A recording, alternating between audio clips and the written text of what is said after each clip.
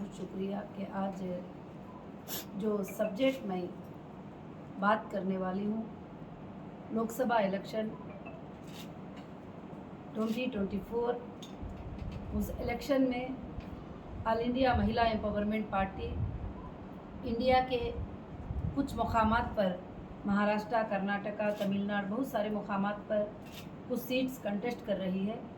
ख़ास कर से आज का जो प्रेस कॉन्फ्रेंस है, हैदराबाद चार मीनार कॉन्स्टिट्यूंसी से MEP कंटेस्ट करेगी लोकसभा इलेक्शन, और वो इलेक्शन कंटेस्ट करने का मकसद ये रहेगा कि आज तक वहाँ पर जो डेवलपमेंट नहीं है, जैसे हैदराबाद को एक आइकॉन सिटी कहा जाता है, जहाँ चार मीनार को जाते हैं तो वो एक नमूना और निशानी की जगह होती है, मगर वहाँ पर जब हम जाते हैं तो सिर्फ कचरा और गंदगी, नाले वगैरह नज़र आते हैं। और ख़ासकर से ओल्ड सिटी के जो मुसलमान हैं और जो बच्चे हैं, वहाँ के डेवलपमेंट की बहुत से बहुत कमी है। और काफ़ी रिपोर्ट्स, काफ़ी महिलाओं के रिपोर्ट्स मेरे पास आ चुके हैं। तो उसके डेवलपमेंट के लिए ये इलेक्शन MEP कंटेस्ट करेगी, और ख़ास कर से एक बहुत अच्छा बदलाव लाकर हैदराबाद के अंदर MEP कंटेस्ट करके बताएगी।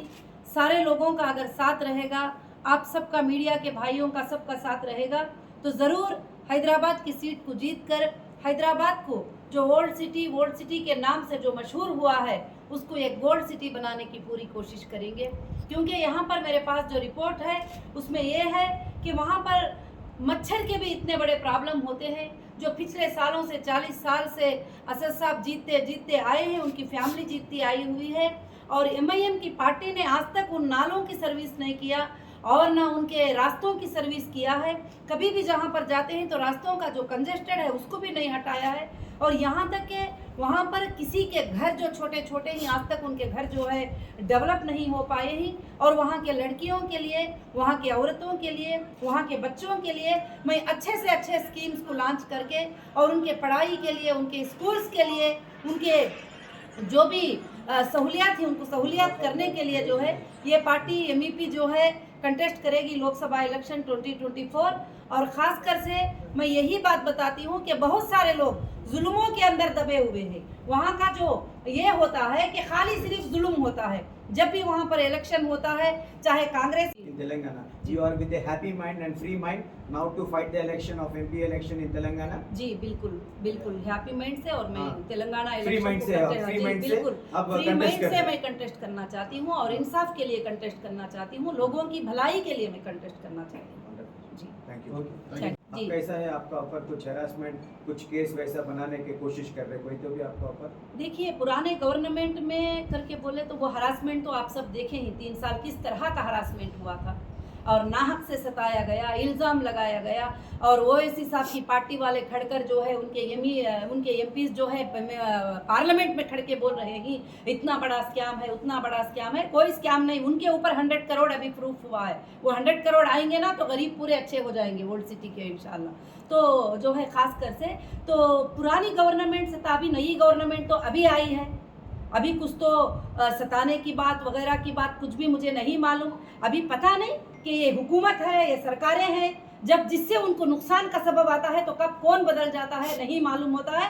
मगर हम जस्टिस के लिए फाइट करना नहीं छोड़ेंगे। हम किसी गवर्नमेंट पे नहीं चल रहे हैं, हम इंडियन कॉन्स्टिट्यूशन पे चल रहे हैं, जस्टिस फॉर ह्यूमैनिटी के लिए चल रहे हैं, जो अच्छे के लिए रहे अच्छे। मगर हमारी सोच है कि हिंदुस्तान में सबसे बड़ा इंडिया का कानून है। कोई पॉलिटिकल बड़ा नहीं है, कोई लीडर बड़ा नहीं है, कोई चीफ मिनिस्टर बड़ा नहीं है, कोई प्राइम मिनिस्टर बड़ा नहीं है। सबसे बड़ा इंडिया का कानून है, और वो कानून हमें ज़रूर जिताएगा, कानून में हमें ज़रूर इंसाफ मिलेगी। हुआ कि खाली वो एरिया खत्म होता है तो वहाँ से खुशियाँ शुरू होते हैं, वहाँ से सिटी खूबसूरत हो जाती है, वहाँ से बिल्डिंग नज़र आते हैं, वहाँ से रोड नज़र आते हैं, सब नज़र आते हैं। अगर गंदगी है, अगर कंजेस्टेड है, अगर घरों को बिल्कुल डेवलपमेंट नहीं किया गया है तो वह हैदराबाद गोल्ड सिटी के अंदर है। तो मैं हैदराबाद की गोल्ड सिटी को गोल्ड सिटी बनाने का मकसद, या नाइंसाफियों पर लड़ाई करने का मकसद मैं 2012 से फाइट कर रही हूँ, और कोर्ट्स में हर जगह मेरी जीत हुई है। मैं उम्मीद रखती हूँ अल्लाह की ज़ात से कि मैं यहाँ भी ज़रूर जीतूंगी इंशाअल्लाह, और ज़रूर कामयाब होंगी। एमपीपी का किस पार्टी से अलायंस है? देखिए, ऑल इंडिया महिला एम्पावरमेंट पार्टी आज तक किसी से अलायंस नहीं की है और कर्नाटका में 224 सीट्स पे कंटेस्ट करी, किसी से अलायंस नहीं रही। अभी इस बार 59 सीट असेंबली इलेक्शन 23 में कंटेस्ट की थी, किसी से अलायंस नहीं है।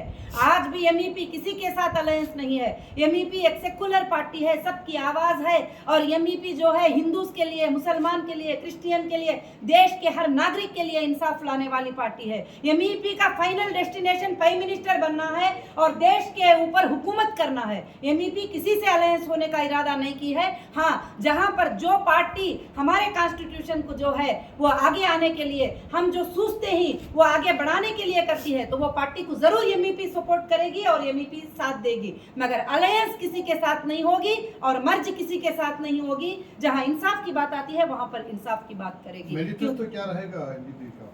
एमईपी का मैनिफेस्टो ये है कि एमईपी के मैनिफेस्टो में जो हमारे जवान लड़कियां हैं जो स्कूल को जाने वाले हैं उनको इलेक्ट्रिक बाइक्स देने का, और जो भी अगर मुझे हैदराबाद की सिटी से अगर जिता देंगे तो जितने एरिया में हम जीत जाएंगे उतने एरिया को गैस सिलेंडर जो है उनको 300 के ऊपर गैस सिलेंडर देने का वादा, और खासकर से इलेक्ट्रिसिटी बिल जो है उनके जो है इतने यूनिट्स पर एक मिनिमम मैक्सिमम यूनिट्स के ऊपर उनके इलेक्ट्रिसिटी बिल फ्री करने का वादा। और 5 साल के बाद आप देखेंगे कि 5 साल के बाद जो है वो सिटी ही नजर नहीं आएगा, वो सिंगापुर नजर आएगा और इटली नजर आएगा। उस तरह से बनाने का मेरा ख्वाब है, बाकी कुछ नहीं। और गरीबों के लिए उनकी रोजी का था, बल्कि मुझे हाइड कर देना था और मुझे छुपा देना था, मगर ऊपर वाला बहुत बड़ा होता है। जब नाइंसाफी की बात आती है तो मुझे झूठ रमजान के महीने में मुझे ईडी कस्टडी में ली थी, चंचलगौड़ा जेल के सामने मैं गिर गई थी रोजे की हालत में। सारी दुनिया ने देखा था वो चीज को। आज सिर्फ रमजान के महीने में कविता जी को भी अरेस्ट करके लेके गए दिल्ली को। क्यों? कि कभी भी राजनीति ये सीट जो है ना किसी की भी नहीं होती, ये कोई भी हार सकते हैं, कोई भी जीत सकते हैं। मेरा आज ये कहने का मकसद ये है कि लोगों के साथ इंसाफ करिए और कभी भी इंसाफ के लिए नहीं डरना है, और इंसाफ के लिए जुबान उठाना बहुत ज़रूरी है। और ख़ास कर से मेरा मकसद है कि असद साहब को हटाकर वर्ल्ड सिटी को जो है गोल्ड सिटी बनाना है और वहाँ के हर यूथ को जो है कि डेवलपमेंट में लाना है, हर महिला को वहाँ के राइट्स देना है। और वहाँ पर जो है मुझे कल से कई व्हाट्सएप आ रहे थे, कई चीज़ें आ रहे थे कि वहाँ पर आकर तो देखो, वहाँ पर तो फिर कर तो देखो, वहाँ पर तो आप बता कर तो देखो।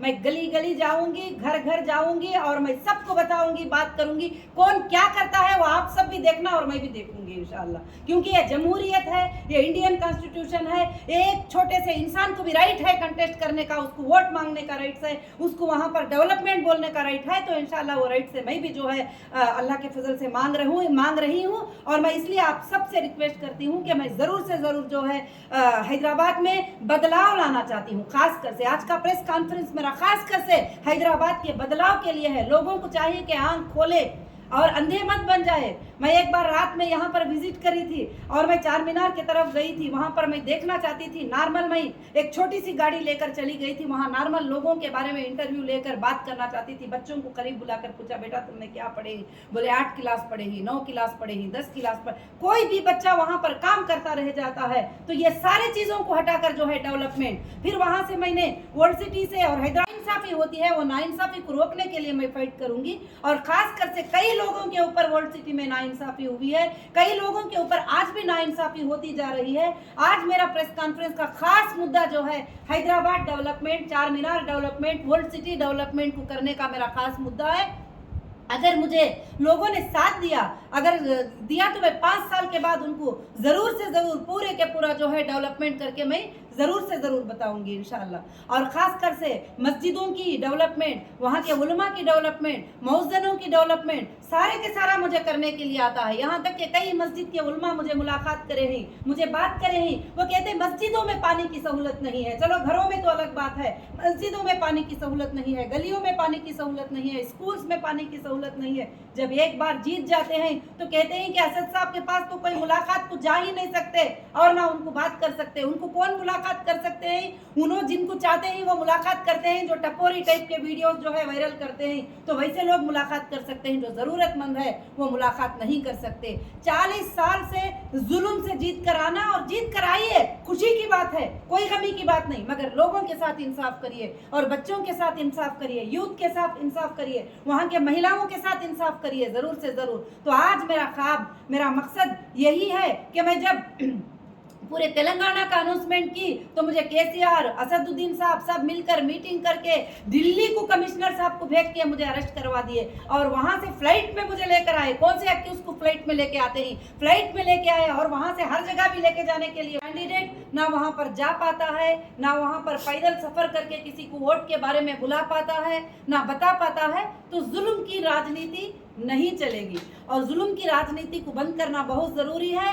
लोगों को आज़ादी के साथ वोट देकर लोग जो है आज़ादी के साथ जिसको चाहे वो अपना नेता सेलेक्ट कर सकते हैं, वो जिसको चाहे अपना नेता बना सकते हैं। अगर वो इस तरह से बनाएंगे जिसको चाहे अपने नेता, तो कई लोगों के इंटरव्यूज लेने के बाद 10 लोगों का अगर लेते हैं तो 5 लोग कहते हैं कि हमें बिल्कुल यहाँ की हुकूमत पसंद नहीं है, मगर हम मजबूर हैं, हम मोहताज हैं। अगर हम कहीं दूसरी जगह वोट डालने का सोचते भी हैं तो हमारे घरों पे गुंडे आ जाते हैं बच्चों को उठा के लेके जाने के लिए, हमारे घरों पे मारने के लिए आ जाते हैं। आप कई वीडियोस जो है यूट्यूब में देख सकते हैं कि जब भी वहाँ पर सीट पर कोई भी कंटेस्ट करने जाते हैं तो उनके लिए जो है वहाँ पर क्या होता है, जुल्म होना शुरू हो जाता है। जैसे मेरे ऊपर हुआ था, जैसे 2018 में मैंने इलेक्शन अनाउंस किया था 2024 में कि मैं तेलंगाना में जो है इलेक्शन कंटेस्ट करूंगी, 119 सीट कंटेस्ट करूंगी। और उसके बाद जो है सोमाजीगुड़ा प्रेस कॉन्फ्रेंस में 10 अक्टूबर को मेरा प्रेस कॉन्फ्रेंस था और मैं जो है 14 अक्टूबर को जो है मैं अरेस्ट हो जाती हूँ सीधे से।